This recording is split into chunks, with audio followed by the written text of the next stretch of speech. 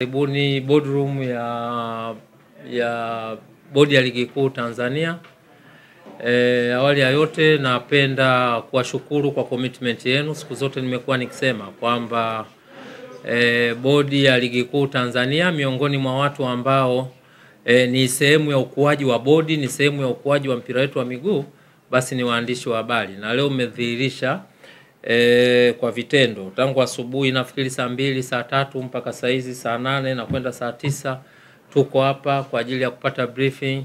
Kwa hiyo binafsi nawashukuru kwa niaba ya bodi na shirikisho la mpira wa miguu Tanzania, kwa kweli nawashukuru kwa commitment yenu, nawashukuru kwa namna ambavyo mnavyosemea mpira wetu.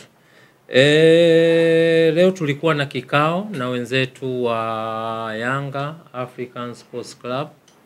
Kama mnavyojua ni utaratibu wa kawaida bodi kuweza kukutana na wadau wake, mdau mkubwa akiwemo vilabu. Kwa hiyo tulikuwa na hicho kikao. Leo tulikuwa na hicho kikao. Itakumbukwa kwamba bodi ya ligi kuu Tanzania ni chombo cha vilabu. Na pale wenye chombo chao wanapokutana na watendaji na mamlaka za chombo chao, basi kwa kweli siku zote kumekuwa ni jambo ambalo sisi kama bodi, kwa maana ya good governance, kwa maana utawala bora, ni kitu ambacho tunakifurahia na kitu ambacho tunaamini kinaweza kikatuondoa kwenye migogoro na kutupeleka pale ambapo kila mmoja anatamani kuweza kufika. Sisi sote ni mashuhuda, kumekuwa na sintofahamu kubwa katika mchezo namba 184, mchezo baina ya Yanga na Simba ambao tuliwailisha pale tarehe 8 nafikiri Machi. Na tangu tulivyowailisha kumekuwa na mambo mengi yamepita hapa katikati. Mara baada ya kuwailisha tulipokea malalamiko kutoka kwa wenzetu wa Yanga wakijaribu kuomba bodi ya ligi kuu kupitia kamati yake ya usimamizi na uendeshaji iweze kuona namna gani nzuri ambavyo inaweza kuwapatia pointi 3, lakini pia kulikuwa na malalamiko mengine ambayo waliainisha katika barua yao. Bodi ikaweza kuwajibu na baada ya kumaliza kuwajibu kupokea, wenzetu wa Yanga kuridhika na majibu ya bodi. Kwa hiyo ikapelekea kwenda kupeleka malalamiko yao katika chombo cha juu na cha mwisho cha masuala haya ya usuluhishi wa mambo ya michezo, ambacho kimepewa dhamana na shirikisho la mpira wa miguu duniani. Sisi sote ni mashuhuda. Baada ya shauri kupelekwa kasi walikaa wakalifanyia maamuzi, na baada ya kufanyia maamuzi vilabu vyote vilijulishwa, bodi tulijulishwa, shirikisho la mpira wa miguu tulijulishwa, na baada ya kupokea hiyo taarifa tulikuwa na wajibu sasa wa kueleza umma ni kitu gani ambacho wenzetu wa kasi wameweza kuamua. Kwa hiyo baada ya yale maamuzi sisi tuliamini kwamba kila kitu kimefika mwisho, na kwa mujibu wa utaratibu wa masuala ya mpira, kwa mujibu wa kanuni zetu tulizokuwa nazo zinatambua kwamba pale kunapotokea mgogoro wowote unaohusisha masuala haya ya michezo ya ligi, unaohusisha ligi, basi chombo cha mwisho chenye maamuzi ni kasi. Lakini ukienda kwenye katiba pia shirikisho la mpira wa miguu nayo inatambua hivyo. Ukienda kwenye governing regulation ya bodi ya ligi kuu ambacho ni chombo cha vilabu, ambapo wenye chombo chao ni vilabu, pia inazungumzia hayo mazingira. Pale itakapotokea sintofahamu, mgogoro wote ambao umetokea katika mchezo wa ligi, basi chombo ambacho kimepewa dhamana cha mwisho kabisa cha kufanya maamuzi kwa mujibu wa katiba ya shirikisho la mpira wa miguu duniani ni FIFA.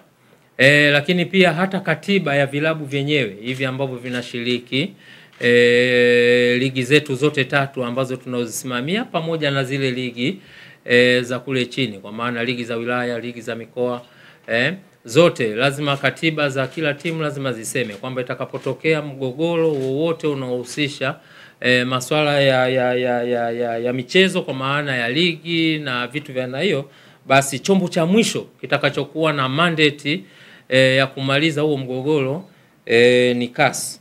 Na unaweza ukaona kwamba sisi tulisimama tukiamini kwamba swala hili limefika kasi, limeisha. Kwa hiyo tuliendelea na utaratibu wetu wa kutangaza ratiba, tukaupangia huo mchezo ratiba namba 184 kwamba utachezwa Juni 15. Lakini bado pia kuliendelea na sintofahamu nyingi, sisi sote ni mashuhuda. Katika busara ya kawaida kama nilivyotangulia kusema kwamba bodi ya ligi kuu Tanzania ni chombo cha vilabu, kwa hiyo kina wajibu pale mwenye chombo chake anapoonyesha kulalamika ama anapoonyesha kutokutendewa haki, basi tuna wajibu wa kuona namna gani ambaye tunakutana naye, tunazungumza na vitu vya aina hii. Kwa hiyo tosha kusema kwamba katika kutekeleza haya ambayo nimetangulia kuyazungumza, leo tulikuwa na kikao na wenzetu wa Yanga kama ambavyo nilivyosema, na msingi wake mkubwa ni kuona namna gani ambavyo tunatoka katika hii sintofahamu iliyojitokeza tangu huo mwezi wa 3. Tumekuwa na kikao kizuri, ni declare interest kwamba tumekuwa na kikao kizuri. Ni aina ya vikao, ni aina ya transparency ambayo kama vyombo, kama bodi, kama vilabu ndio ndio platform pekee kwamba kunatokea tatizo, mnaandikiana barua, mnakutana, mnajadili mambo yenu kwa pamoja, and then mnatengeneza mwelekeo ili muweze kutoka hapo mlipofika. Kwa hiyo kwenye kikao chetu wenzetu wamekuja na mambo manne.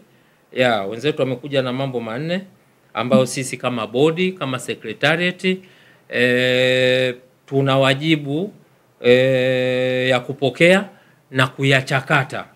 Sio kupokea tu, tunapokea na kuyachakata, na yale ambayo mnaona kwamba yako ndani ya scope ya bodi ya ligi kuu kwa maana kuyafanyia maamuzi, basi tunayafanyia maamuzi. Kwa yale ambayo tutaona kwamba yako nje ya uwezo wetu, basi tutapeleka kwenye mamlaka husika ili yaweze kufanyiwa kazi na yafanyiwe maamuzi pia. Kwa hiyo kwenye mambo manne, jambo la kwanza ambalo tumepokea kutoka kwa wenzetu baada ya majadiliano marefu, azimio la kwanza ni kuvunjwa kwa kamati ya usimamizi na uendeshaji ya bodi ya ligi kuu. Sisi sote ni mashuhuda, kila baada ya mizunguko kuna kamati ambayo ipo kwa mujibu wa kanuni tulizojiwekea. Ukisoma governing regulation ambayo hii ina govern utendaji wa kila siku wa bodi, unaweza ukaona kwamba imetaja kwamba kutakuwa na kamati ambayo imekasimiwa madaraka kwa ajili ya kusimamia na kuendesha ligi. Lakini ukienda kwenye kanuni pia imezungumzwa. Kwa hiyo hilo lilikuwa ni ombi lao ama takwa lao ambalo wameliwasilisha leo. Jambo la pili ni kujiuzulu kwa afisa mtendaji mkuu. Jambo la tatu kujiuzulu kwa katibu mkuu wa shirikisho la mpira wa miguu Tanzania, na jambo la 4 ni kuona kwamba bodi ya ligi kuu Tanzania inakuwa huru, kwa maana inakuwa inakuwa chombo huru, inakuwa legal entity. Itoshe kusema kwamba secretariat pamoja na uongozi wa bodi ya ligi kuu Tanzania, kwa sababu kwenye kikao alikuwepo mwenyekiti wa bodi, alikuwepo makamu mwenyekiti wa bodi, alikuwepo mjumbe wa management committee ambayo imekasimiwa madaraka na mkutano mkuu kuweza kusimamia utendaji wa kila siku wa bodi ya ligi kuu. Tumepokea. Itoshe kusema kwamba tumepokea, na ukitazama kwa mujibu wa governing regulation tuliyokuwa nayo, haya mambo yote manne unaweza ukaona kwamba yapo out of scope, yani yapo nje ya uwezo wa bodi ya ligi kuu kuweza kuyapokea, kuyajadili na kuyatolea uamuzi. Kwa mujibu wa muundo tuliokuwa nao wa usimamizi na uendeshaji wa ligi, haya mambo yote manne ukiondoa ili jambo moja la kwanza ambalo liko ndani ya uwezo wa mwenyekiti wa bodi, haya mambo matatu yaliyobaki tafsiri yake mamlaka ambazo zinaweza zikayapokea, kuyachakata na kuyafanyia maamuzi ni kamati ya utendaji ya shirikisho la mpira wa miguu na mkutano mkuu wa shirikisho la mpira wa miguu Tanzania. Kwa hiyo tumewaambia wenzetu kwamba tumeyapokea kwa nia njema, kwa nia ya kujenga, tutayawasilisha kwenye mamlaka husika ili yaweze kuyafanyia kazi, na baada ya hapo basi tutawajulisha kama ambavyo tulivyokutana leo na kujadili mambo yetu ya msingi. Kwa hiyo kwa ufupi sana hayo ndio mambo ambayo tuliyajadili leo, na kama nilivyotangulia kusema kwamba sisi kwa haya waliowaleta, wajibu wetu ni kuyapokea kwa sababu hatuna mandate nayo, yako nje ya uwezo wetu. Kwa hiyo kamati, bodi kwa maana ya secretariat, sasa tuna wajibu wa kuziandikia mamlaka zinazohusika kwa ajili ya kuyasilisha, kuyajadili na kuyafanyia maamuzi. Naomba kuwasilisha.